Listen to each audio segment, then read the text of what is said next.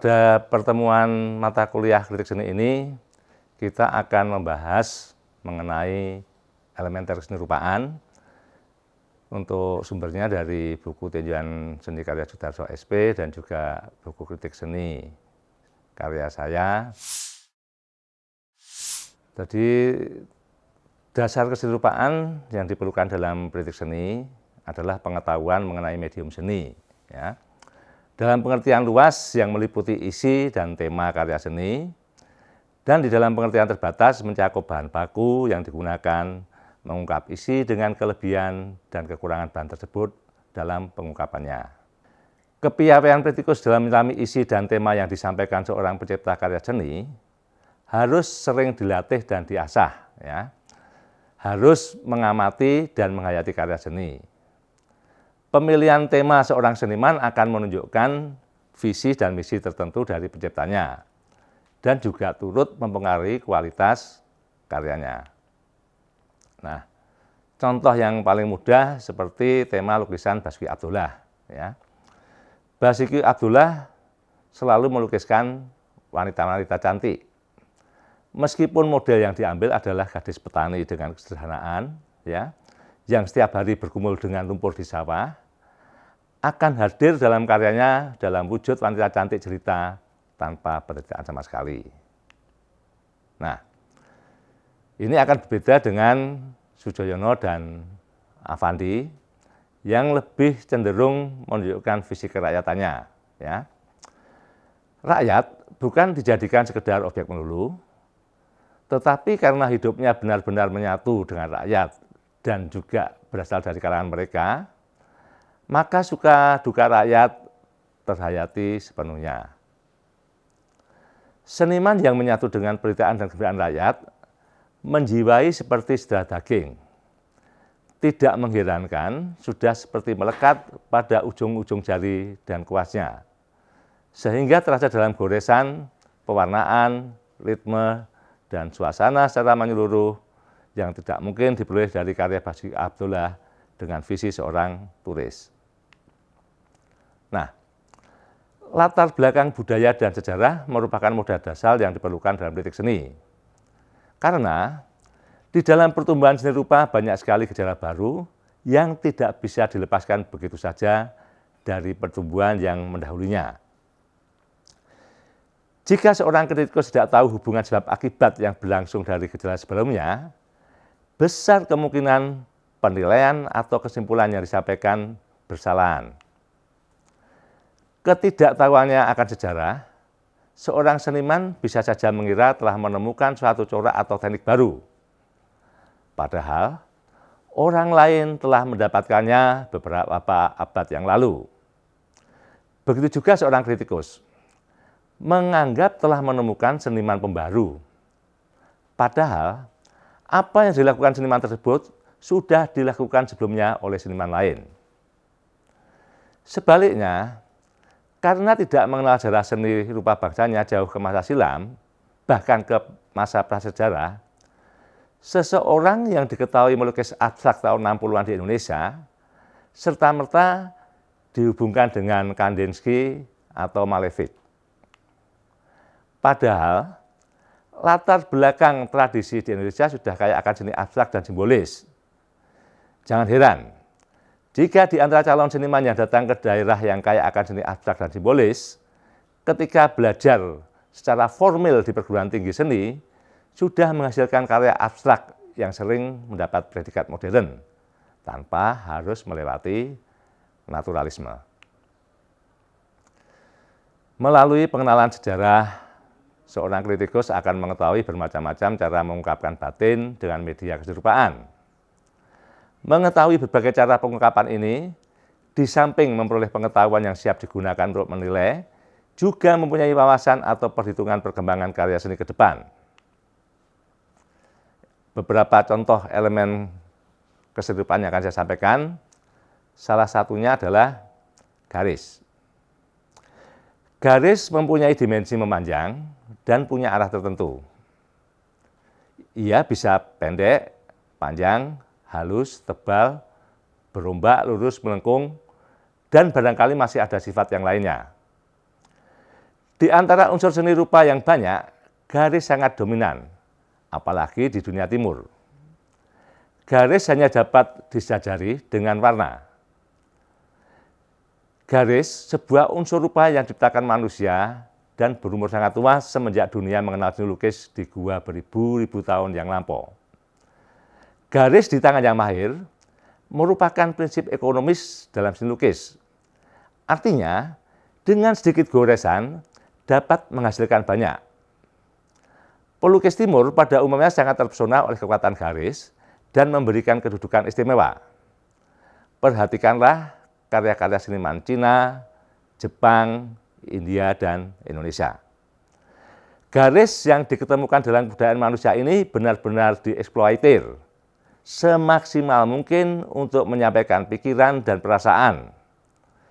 Lukisan Cina klasik yang bersifat grafis memberikan kesan puitis, lembut, penuh irama yang terkendali, serta menimbulkan perasaan tenteram. Sebaliknya, pelukis Vincent van Gogh dari Belanda menggunakan garis pendek yang patah-patah, menimbulkan kesan keras dan tegar. Ada kesan ledakan dan pemberontakan. Jika garis semacam itu ditunjang oleh warna keras menyala, sempurnalah kesan kekerasan pemberontakan itu. Ya. Di dunia barat, maksudnya, Henri Matisse, Pablo Picasso, Paul Klee, Raoul Duve merupakan tokoh-tokoh yang kuat dalam penggunaan garis. Jika garis digoreskan secara jujur, mengikuti kata batin, akan ditemukan identitas seseorang. Ia menjadi bersifat personal, ya. Melalui garis dapat lahir bentuk, sekaligus mengesankan tekstur, nada, nuansa, ruang, dan volume, yang kesemuanya melahirkan karakter khusus atau perwataan dari seseorang. Bidang, ya, atau shape adalah suatu bentuk yang sekelilingnya dibatasi oleh garis. Secara umum dikenal dua jenis bidang, yaitu bidang geometris seperti lingkaran, bulatan, segi empat, segitiga, dan lain sebagainya. Ya. Kemudian untuk bidang dengan bentuk bebas, ya, terdiri atas berbagai bentuk yang tidak terbatas. Ya, ini biasanya bukan sebagai bentuk geometris, tetapi disebut dengan organis. Warna. Mempelajari penggunaan warna diperoleh kesan dan pengertian yang berbeda dari seorang pelukis satu ke pelukis lainnya. Bahkan pada masa lalu, dengan mudah menunjuk bangsa yang satu berbeda dengan yang lainnya, ya, berkat kecenderungan penggunaan warnanya. Warna adalah gelombang cahaya dengan frekuensi berbeda yang mempengaruhi penglihatan kita. Warna memiliki 3 dimensi dasar, yaitu hue, value, dan intensitas. Ya. Hue adalah gelombang khusus dari spektrum dan warna. Misalnya, intensitas spektrum warna merah disebut hue merah. Ya. Kemudian, nilai value adalah kecerahan dan kegelapan relatif dari warna. Sedangkan intensitas adalah kemurnian dari hue warna. Secara garis besar, dapat ditandai adanya 3 fungsi dalam warna. Ya. Dalam ilmu semiotik, ya, bukan yang semiologinya, tetapi semiotiknya, secara koalisen, ya. Jadi koalisen itu adalah tanda yang menjadi tanda berdasarkan sifatnya. Ya. Warna merah adalah koalisen.